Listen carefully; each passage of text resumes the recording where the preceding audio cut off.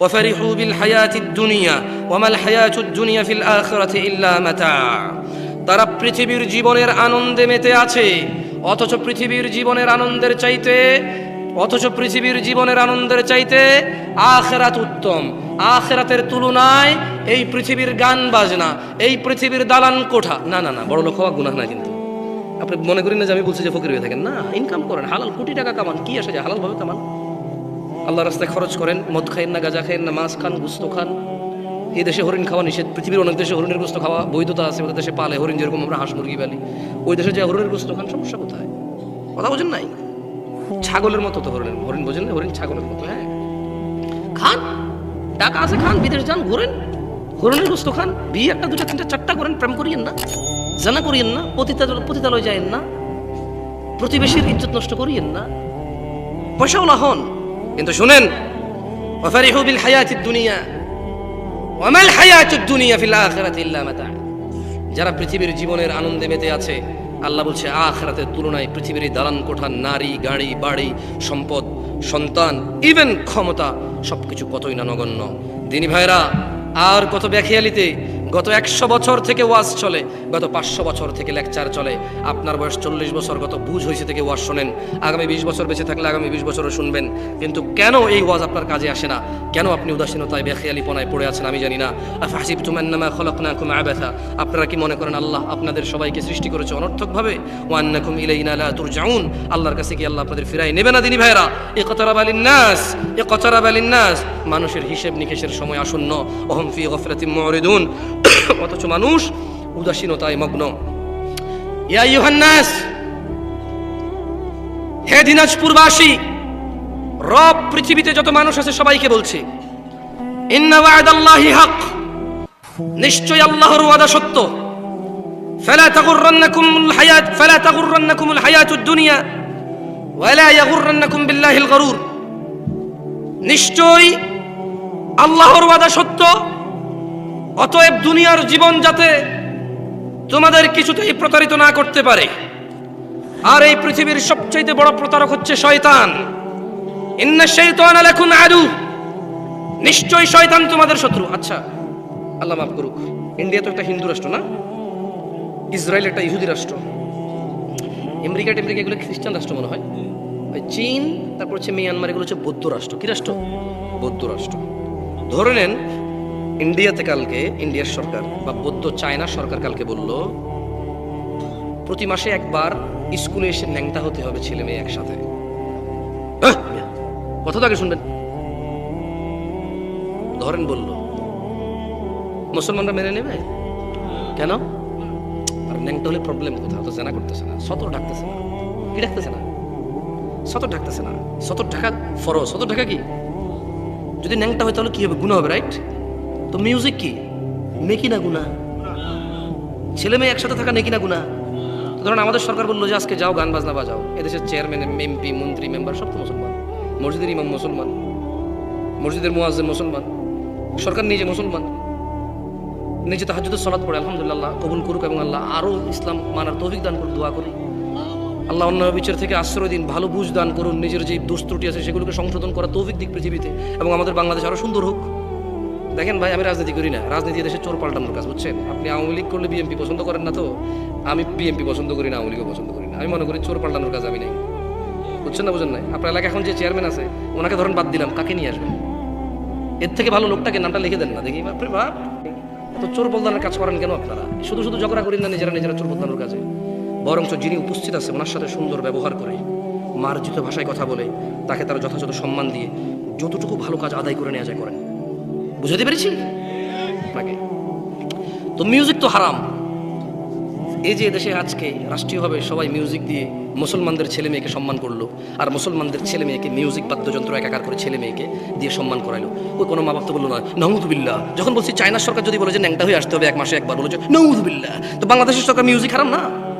তো বললো না গান বাজনা বাজাও, ছেলে মেয়ে যতটুকু ইসলাম মেয়েকে ঢাকতে বলছে ততটুকু না ঢেকেই ছেলেকে বলছে মেয়ে থেকে আলাদা থাকো, একাকিত্র করে সম্মান করতে বললো, কেউ তো নাউযুবিল্লাহ বললো না। তার মানে এটা হালাল হয়ে গেছে না? বিয়েতে গায়ে হলুদের মতো হয়ে গেছে না? বিয়েতে গায়ে হলুদ হালাল না? হ্যাঁ হ্যাঁ, বিয়েতে গায়ে হলুদ হারাম কে বলছে? আপনি বিয়ে করছেন না? আপনি, হ্যাঁ লালগঞ্জ বিয়ে করছেন তো আপনি? আপনি করছেন না? উঠে দাঁড়ান তো। একে ওনাকে ভিডিও করিও না, খবরদার। যে ওনাকে ভিডিও করবে সে আল্লাহ তার ইনসাফ করুক। কারণ উনি যদি নেটে আসে ওনার একটা বদনাম হবে, রাইট? আমি ওনার সাথে কথা বলতে সেটা উদাহরণ নিয়ে, আমি ওনাকে বদনাম করতে আসি নাই, আমার কোনো লাভ নাই, বুঝছেন না? বোঝেন নাই? আপনার বিয়েতে গায়ে হলুদ হয়েছিল, মিশা কথা কইেন না, হয়েছিল? বসেন আপনি। এদিকে বিবাহিত একজন দুজন হাত তোলেন না, বয়স 30-40-এর মধ্যে, 30-40 বয়স, 30-40, 25-35-এর ভিতরে গায়ে হলুদ হয়েছে। আরে আপনাকে তো জিজ্ঞেস করিনি মিয়া। আচ্ছা এমনি 98 জনের হয়তো না, মোটামুটি 98 জনের হয় না সাথে? তো এটা কি হালাল না হারাম? যখনই বললাম চায়নার সরকার যদি বলে আমরা মাসে একবার ছেলে মেয়ে উলঙ্গ দিবস পালন করবো, বলতেও পারে তারা, তখন সব বলো নাউযুবিল্লাহ। তো ভাই গুনাহ, এই তো মিউজিকও গুনাহ, আপনি তো করতেছেন রাষ্ট্রীয়ভাবে, এবং বাপ মা সাজাই দিচ্ছে মেয়েদেরকে যাওয়ার জন্য, ছেলেদেরকে সাজাই দিচ্ছে যাওয়ার জন্য, 200 টাকা যাবে দিচ্ছে খরচ করার জন্য, বান্ধবীকে ফুল দেওয়ার জন্য। আরে শুনেন কাকা, ও নিয়ে গেছে শহীদদেরকে ফুল দেওয়ার জন্য টাকা, কিন্তু বিশ্বাস করেন ও দিচ্ছে প্রেমিকাকে ফুল। আজকের দিনে যে কত মেয়ে ফুল পাইছে, আর বাকি কিছু ভিতরে গভীরে গেলাম না, কারণ বলবো হুজুর আপনি কেমন জানেন? ভাই তোরা প্রশ্ন করছ ভাই, বিশ্বাস কর ফেসবুকে এই প্রশ্নগুলো আসে। হ্যাঁ, আউযু বিল্লাহি মিনাশ শাইতানির রাজিম। ইয়া আইয়ুহান নাস, হে মানুষ, ইন্না ওয়াদাল্লাহি হক, নিশ্চয়ই আল্লাহর ওয়াদা সত্য। ফালা তাগুররান্নাকুমুল হায়াতুদ দুনিয়া ওয়ালা ইয়াগুররান্নাকুম বিল্লাহিল গরুর। হে মানুষ, আল্লাহর ওয়াদা সত্য, অতএব পৃথিবীর কোন চাকচিক্য যাতে তোমাদের প্রতারিত না করতে পারে। শয়তান তোমাদের বড় শত্রু, শয়তান পৃথিবীর সবচেয়ে বড় প্রতারক। ইন্না ওয়াদাল্লাহি হক, নিশ্চয়ই আল্লাহর ওয়াদা সত্য। ইন্নাশ শাইতানা লাকুম আদু, শয়তান তোমাদের শত্রু। ফাত্তাখিযুহু আদু, অতএব শয়তানকে তোমরা শত্রু হিসেবে নাও। ইন্নামা ইয়াদউ হিজবাহু লিয়াকুনু মিন আসহাবিস সাঈর, শয়তান তার দলকে কেবল এই জন্যই ডাকে যাতে তার পুরো দল দলে দলে জাহান্নামে যায় প্রবেশ করে।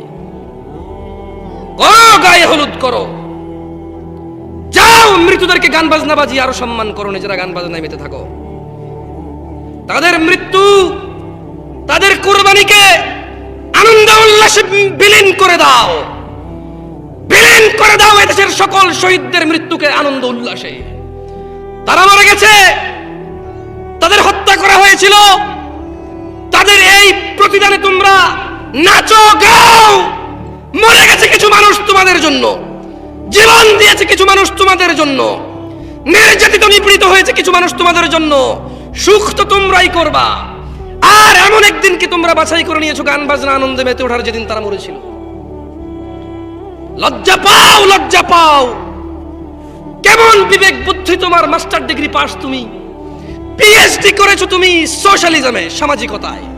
এই তোমার সোশ্যালিজম, এই তোমার হিউম্যানিটি, এইটা তোমার হিউম্যানিটি, এইটা মনুষ্যত্ব যে তোমার জন্য জীবন দিয়েছে, তার জীবন দেওয়ার দিনে তুমি গান বাজনা বাজাবা, নাচবা, এই মনুষ্যত্ব নিয়ে হিউম্যানিটি দেখাও, এইটা তোমার হিউম্যানিটি। ও রাইট রাইট, আমি এটাকে ডিফারেন্ট অ্যাঙ্গেলে দেখতেছি, right? You have different angle, বুঝতে পারছি। তোমার অ্যাঙ্গেলের 5 পয়সার দাম নাই আমার কাছে, মুহাম্মদ সাল্লাল্লাহু আলাইহি ওয়াসাল্লামের দাম আছে। কার? তোমার মানে কে মেয়া? 1450 বছরে পৃথিবীতে 2 বিলিয়ন মেবি মুসলিম আছে, আলহামদুলিল্লাহ। তোমার মানে কয়জন মিয়া? তোমার শুনবো আমি মিয়া? এই পৃথিবীতে এখনো একজন মানুষের সবচেয়ে বেশি ফলোয়ার, এত নোংরাম, এত নষ্টের মধ্যে মুহাম্মদ সাল্লাল্লাহু আলাইহি ওয়াসাল্লাম। Why should I follow you? Who are you? কে তুমি? তোমাকে ফলো করবো কেন? তোমার থেকে আমি ইনস্ট্রাকশন নেবো কেন? Why? ইউ, আপনার কি বিরক্ত হচ্ছে না? বিরক্ত হলে গজল গজল গাইতে পারি, আমিও পারি এগুলা। আরে গাছে চিনলো মাছে চিনলো, চিনলো বনের হরিণে, আমরা নবীর উম্মত হইয়া নবী জানরে চিনলাম না। কেমনে কেমনে করে পারি, টুকটাক পারি না তা না। যদি বলেন ওইভাবে নিবেন, আনন্দ ওয়াজ তো নিতে পারেন, তবে অন্য কাউকে আনিয়েন, কেমন? আগামী বছর থেকে আমাকে না। ফাদারহুম ইয়াখুযু ওয়া ইয়ালআবু হাত্তা ইউলাকু ইয়াওমাহুম আল্লাযী ইউআদুন, অতএব ছেড়ে দাও, ছেড়ে দাও তাদেরকে, যারা তাদের মৃতদের সম্মান করে গান বাজনা বাজিয়ে আল্লাহকে অসন্তুষ্ট করে, যারা তাদের মৃতদের জন্য শুধুই লাঞ্ছনা বহন করে, আর কিছুই নয়। আল্লাহর বিরুদ্ধাচরণে তারা তাদের মৃতদের শান্তি খুঁজে বেড়ায়। আল্লাহ তাদের কখনোই ক্ষমা করবে না। ফাদারহুম ইয়াখুদু, অতএব ছেড়ে দাও তাদের, ওয়ায়ালআবু হাত্তা ইউলাকু ইয়াওমাহুম আল্লাযী ইউআদুন, অতএব তাদের ছেড়ে দাও, তারা বেহুদা কথায় মত্ত থাকুক আর খেল তামাশা করুক যতক্ষণ না তারা দেখা পায় সেই দিনের, যেই দিনের প্রতিশ্রুতি আল্লাহ দিয়েছে, যেই দিন বিচার হবে, যেই দিন জান্নাতের ফায়সালা হবে, যেই দিন জাহান্নামের ফায়সালা হবে, যেই দিন তাদের আর কোনো রক্ষাকারী থাকবে না, আর কোনো সাহায্যকারী থাকবে না। ফাদারহুম ইয়াকুদু, ছেড়ে দাও তাদের গান বাজনায় মেতে থাকুক, ছেড়ে দাও তাদের গায়ে হলুদে মেতে থাকুক। ফাদারহুম ইয়াকুদু, ছেড়ে দাও তাদের ফজরে ঘুমিয়ে থাকুক, জোহরে ব্যস্ত থাকুক কর্ম, আসরে আড্ডায় থাকুক, মাগরিবে আরামে থাকুক, ঈশায় ঘুমিয়ে থাকুক। ফাদারহুম ইয়াকুদু, ছেড়ে দাও তাদের, ছেড়ে দাও তাদের। ওয়ায়ালআবু, খেল তামাশায় মেতে থাকুক না তারা, সম্পদ উপার্জনে মেতে থাকুক না তারা, যৌবনের জীবন আনন্দে মেতে থাকুক না তারা মেতে থাকুক না গান বাজনায়, মেতে থাকুক না নেতাগিরিতে ক্ষমতাতে, মেতে থাকুক না ব্যবসা বাণিজ্যতে, মেতে থাকুক না নিজেদের বড়াই অহংকারে। হাত্তা ইউলাকু ইয়াওমাহুম আল্লাযী ইউআদুন, ওই দিন পর্যন্ত ছেড়ে দাও যেই দিন তারা সাক্ষাৎ করবে, যেই দিনের তাদের প্রতিশ্রুতি ওয়াদা করা হয়েছিল। ইয়াওমা ইয়াখরুজুনা মিনাল আজদাথি সিরাআন কান্নাহুম ইলা নুসুবিন ইউফিদুন, যেদিন দ্রুত বেগে তারা কবর থেকে বের হয়ে আসবে, ছেড়ে দাও তাদের ওই দিন পর্যন্ত, যেদিন তারা দ্রুত বেগে এই মৃত মানুষগুলো, এই মৃত্তিকায় পরিণত হওয়া মানুষগুলো, হাড্ডি কুড্ডি মাটিতে মিশে যাওয়া মানুষগুলো, ছেড়ে দাও তাদের ওই দিন পর্যন্ত। ইয়াওমা ইয়াখরুজুনা মিনাল আজদাথি সিরাআন কান্নাহুম ইলা নুসুবিন ইউফিদুন, যেদিন তারা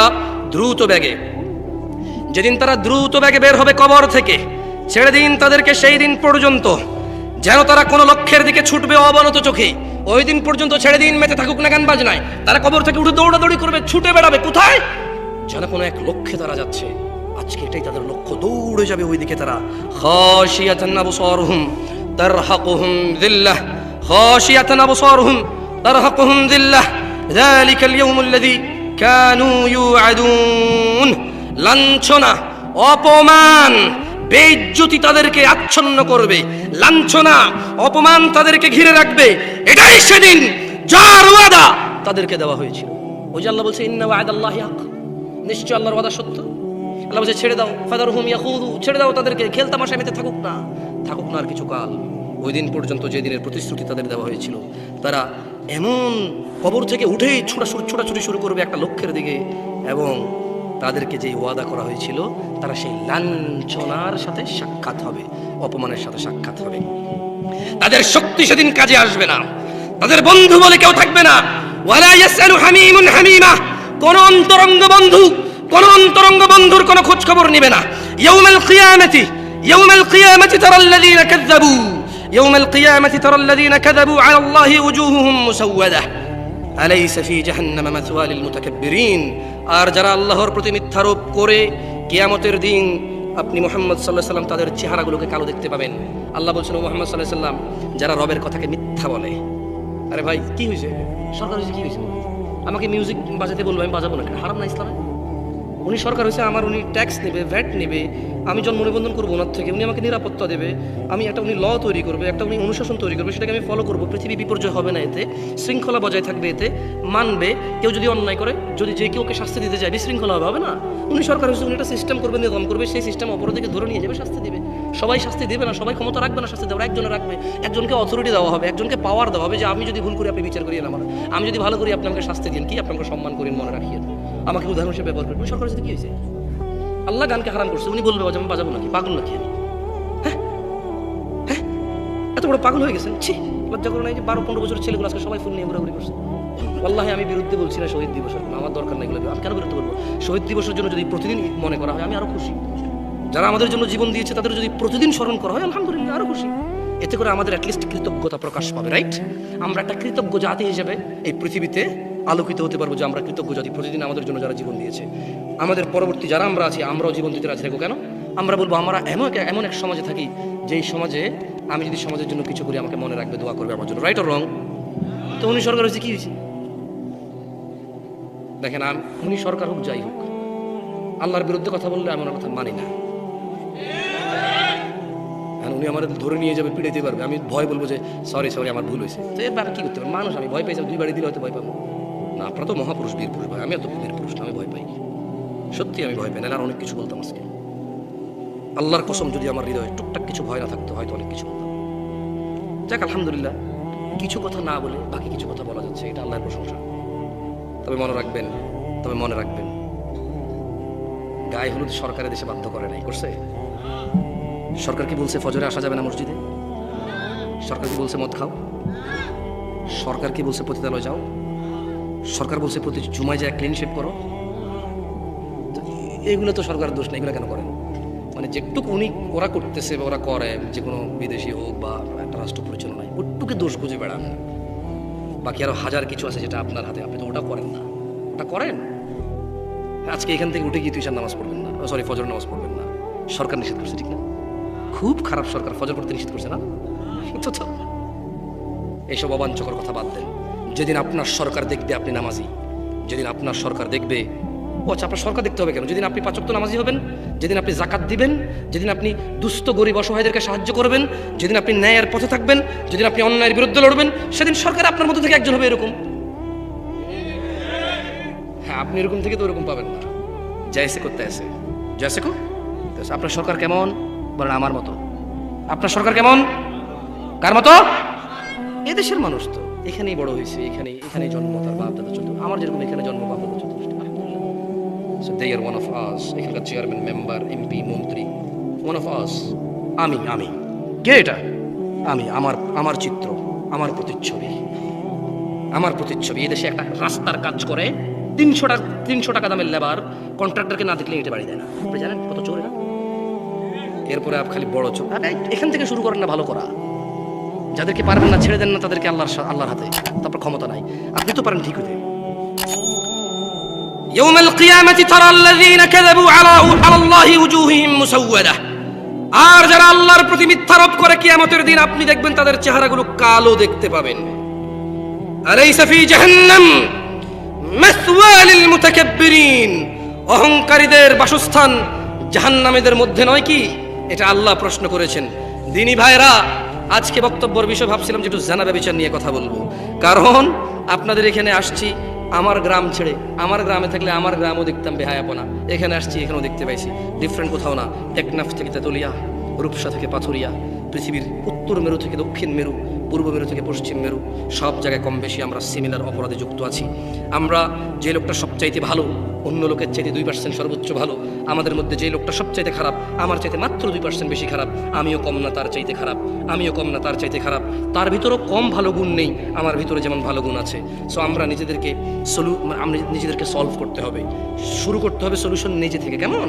আল্লাহ তাআলা কোরআনে বলছেন, ইয়া আইয়ুহাল্লাযীনা আমানু, হে তোমরা যারা ঈমান এনেছো, লিমা তাকুল, কেন এমন কথা বলো, মা লা তাফআলুন, যা তোমরা নিজেরাই করবা না, যা তোমরা নিজেরাই করো না। কাবুরা মাকতান ইনদাল্লাহি আন তাকুলু মা লা তাফআলুন। হে ঈমানদাররা, কেন এমন কথা বলো যা নিজেরাই পালন করো না? আল্লাহর কাছে সবচাইতে ঘৃণিত, নেককার, বর্বর, অসভ্য কাজ হচ্ছে নিজে না করে অন্যকে বলা। নিজেদের সংশোধন করতে হবে ভাইরা আমার, যুবক ভাইরা। 30 বছরের বয়স কম সবাই উঠে দাঁড়াও তো। 30-এর নিচে যারা আছে, 30-এর উপরে যাদের বয়স তারা দাঁড়ায় না, 30-এর নিচেরা দাঁড়ান। যাদের বয়স 30 বছরের কম তোমরা উঠে দাঁড়াও ছোট ভাই আমার। মোটামুটি সবাই তোমরা 60% মেবি বসে যাও। শোনো,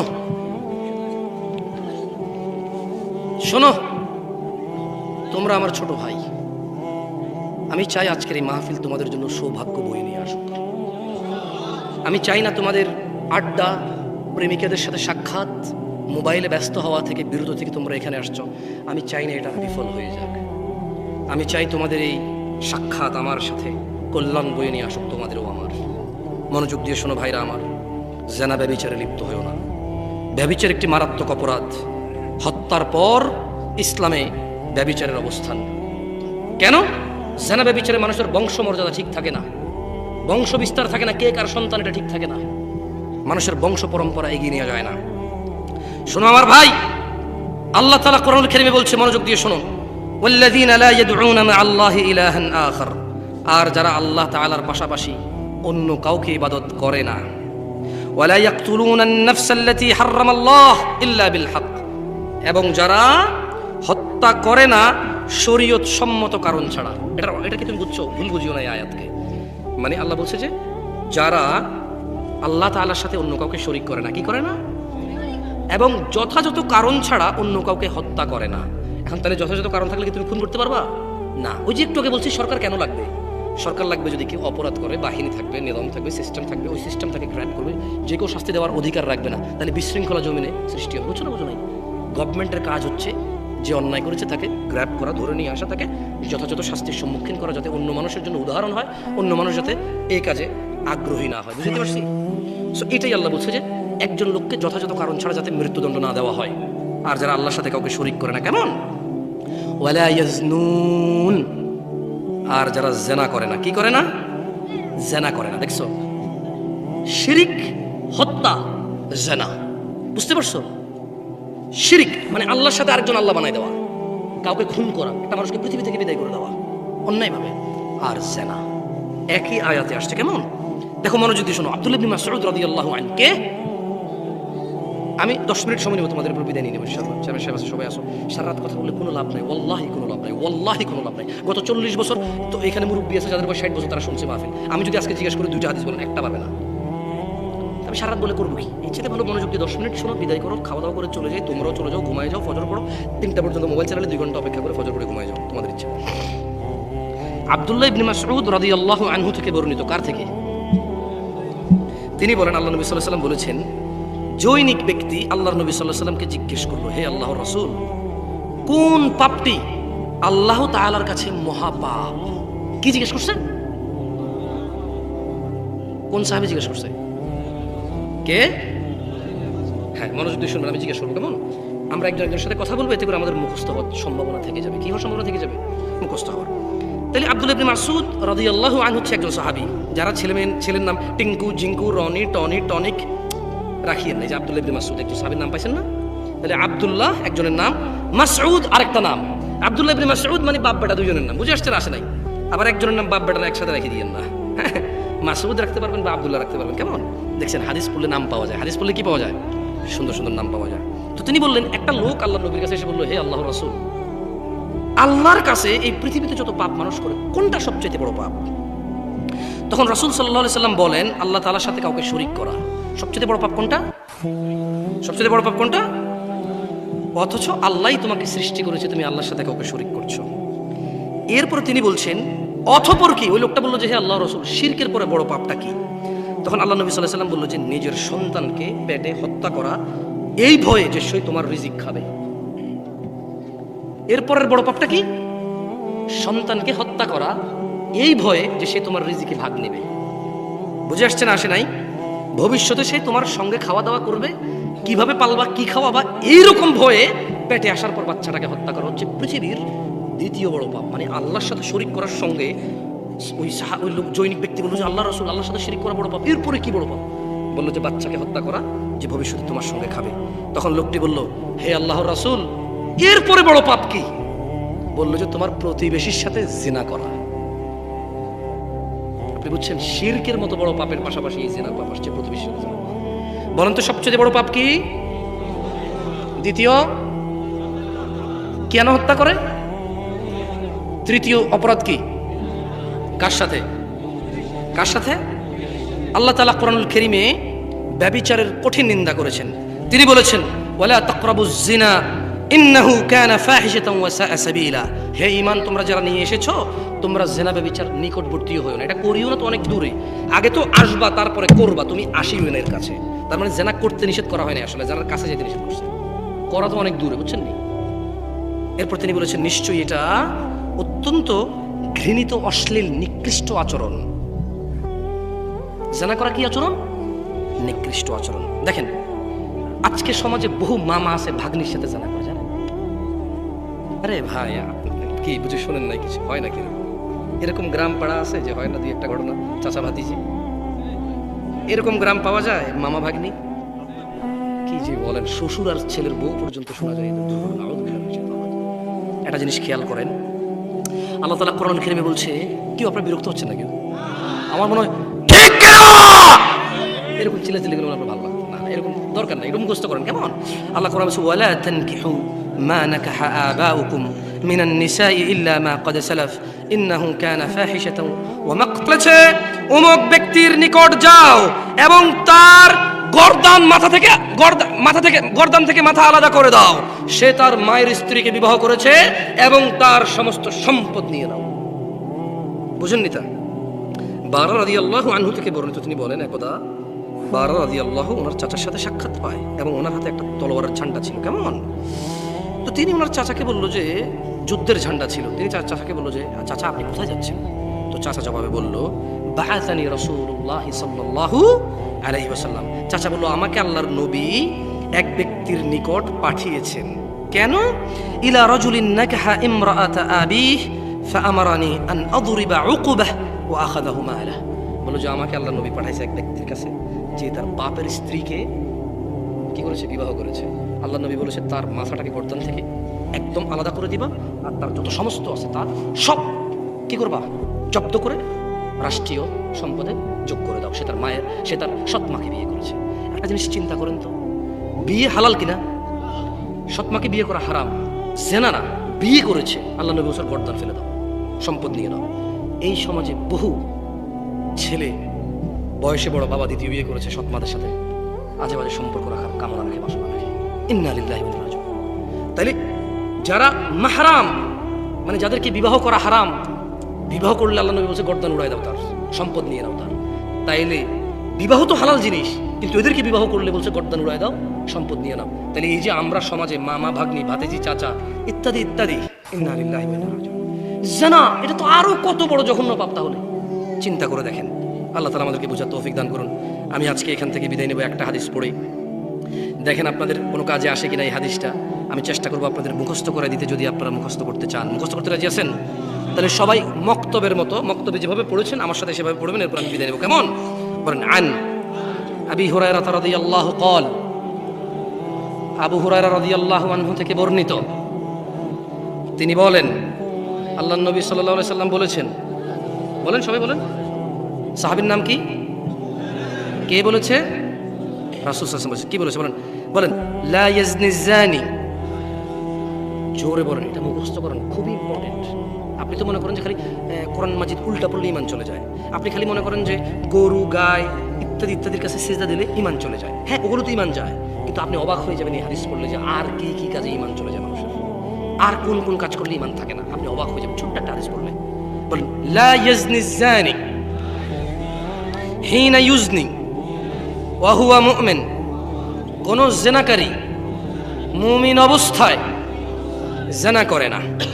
ওয়ালা ইয়াশরিবুল খামর ওয়ালা ইয়াশরাবুল খামর হিনা ইয়াশরাব ওয়া হুয়া মুমিন। কোন মদ পানকারী মদ পান করে না ঈমানদার থাকা অবস্থায়। ওয়ালা ইয়াসরিকু হিনা ইয়াসরিক ওয়া হুয়া মুমিন। কোন চোর ঈমানদার অবস্থায় চুরি করে না। ওয়ালা ইয়ানতাহিবু নুহবাতান ইয়ারফাউন নাস ইলাইহি ফিহা আবসারহুম হিনা ইয়ানতাহিবুহা। দুঃখিত, সরি, বলেন ওয়ালা ইয়ানতাহিবু নুহবাতান ইয়ারফাউন নাসু ইলাইহি ফিহা আবসারহুম হিনা ইয়ানতাহিবুহা ওয়া হুয়া মুমিন। বলেন মুমিন থাকা অবস্থায় কোন ব্যক্তি ডাকাতি করে না। যখন সে ডাকাতি করছে আর সেই অবস্থায় তার প্রতি লোকজন চোখ তুলে তাকিয়ে থাকে, মানে আপনি বুঝছেন, মানে দেখেন রাতের অন্ধকারে কেউ দেখছে না, কারো অগোচর নীল, এটাকে বলে চুরি, রাইট? একই জিনিস যদি মানুষের সামনে নেওয়া হয় এটাকে কি বলে? ডাকাতি। তো আল্লাহ নবী বলছে জানাকারী জানা করার অবস্থা কি থাকে না? কি থাকে না? নেশাখোর নেশা করার অবস্থা কি থাকে না? চোর চুরি করার অবস্থায় কি থাকে না? মুসলমান হয়ে কারা কারা মরতে চান? মাশাআল্লাহ আলাইকুম, হাত নামান। তাই চুরি করা যাবে না, কি করা যাবে না? জানা করা যাবে না, কি করা যাবে না? ডাকাতি করা যাবে না, নেশা করা যাবে না। কারণ আপনি যদি নেশা করেন ঈমান তখন চলে যায়, ওই অবস্থায় মারা গেলে আপনি ফিনিশ। আপনি কি? আপনি ফিনিশ। লাস্ট একটা হাদিস, এটা জেনা সম্পর্কে এটা মুখস্থ করে এরপর আমি নামাজ নিয়ে একটা হাদিস মুখস্থ করে চলে যাবো ইনশাআল্লাহ। দেখেন, মনোযোগ দিয়ে শোনেন। عن عائشة رضي الله عنها أن رسول الله صلى الله عليه وسلم يا أمة محمد عائشة رضي الله عنها থেকে বর্ণিত, তিনি বলেন আল্লাহর নবী মুহাম্মদ সাল্লাল্লাহু আলাইহি ওয়াসাল্লাম বলেছেন, ইয়া উম্মাতা মুহাম্মদ, হে উম্মতে মুহাম্মদের মহিলা ও পুরুষরা, মা আহাদুন আগয়ারা মিনাল্লাহ, আল্লাহর চাইতে অধিক মর্যাদা বোধার কারণেই আইয়ারা আবদাহু তাজনি, আইয়ারা আবদাহু ওয়া আমাতাহু তাজনি, আর আল্লাহ তার কোনো বান্দার বান্দিকে জিনা করা অবস্থায় দেখতে চায় না। ইয়া উম্মাতা মুহাম্মদ, হে উম্মতে মুহাম্মাদিরা, লাউ তাআলামুন, যদি তোমরা জানতে, মা আলাম, যা আমি মুহাম্মদ জানি, লাদহিকতুম কলিলা, তোমরা অল্প হাসতা, ওয়ালা বাকিতুম কাসীরা, অনেক বেশি কাঁদতা।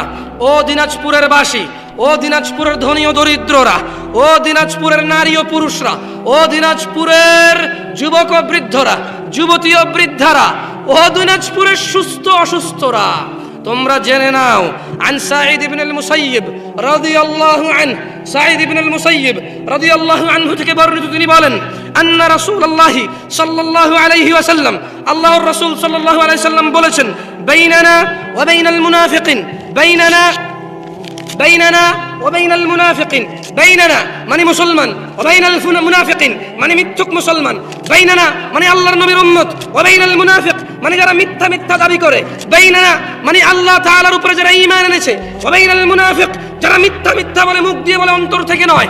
শুহুদুল ইশা ওয়াস সুবহ, ঈমানদার হচ্ছে ঈশার নামাজ এবং ফজরের নামাজে উপস্থিত হয়।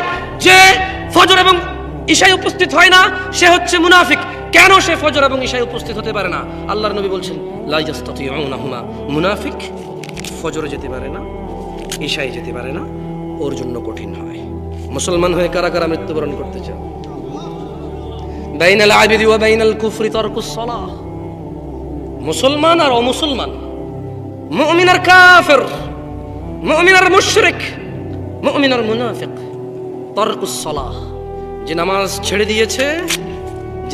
ছেড়ে দিয়েছে সে ইসলাম থেকে বের হয়ে গেছে। আর যে নামাজ ছাড়েনি, শত অন্যায় অবিচার পাপ থাকবে, আল্লাহর সাথে তার সাথে ক্ষমা চাইবে, আল্লাহ মাফ করবে, আর করবে না প্রতিশ্রুতি দেবে, আবার মানুষ হিসেবে দুর্বল হয়ে যাবে, আবার আল্লাহর কাছে মাপ চাইবে, লজ্জা পাবে না, আল্লাহ আবার মাফ করবে।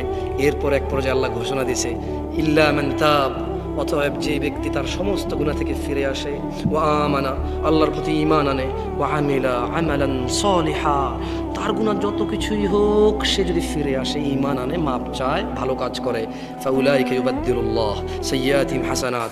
এই যে লোকটা বলল জিনা করবে না, আবার করছে, চেষ্টা করছে, না করার হয়ে গেছে, নেশা করবে না, আবার করছে, সর্বোচ্চ চেষ্টা করেছে, না করার কিন্তু হয়ে গেছে।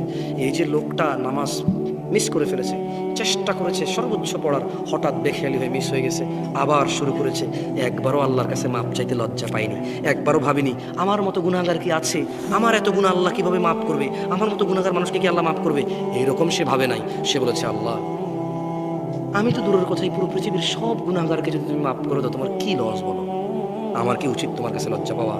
অসম্ভব আল্লাহ, তুমি তো মাফ করবে, তো যাবো কার কাছে বলো? মরে গেলে তো তুমি আবার দাঁড় করাবা উঠায়, তোমার সামনে মৃত অবস্থায় অপরাধী দাঁড়ানোর চাইতে, হে আল্লাহ আমি জীবিত দাঁড়িয়ে আছি তোমার সামনে অপরাধী, তুমি মাফ করার মা, আমি আর গুনাহ করবো না। তো আল্লাহ কোরআনুল কারীমে সূরা ফুরকানে বলছে যে লোকটা ইল্লা মান তাব, হাজার সহস্র কোটি অপরাধ থেকে মাপ চেয়ে ফিরে আসলো, ওয়া আমানা, এরপর ঈমান নিয়ে নিয়েছে, ওয়া আমিলা আমালান সালিহা, মাপ চাইছে, ঈমান আনছে, কিছু ভালো কাজ করা শুরু করে দিয়েছে।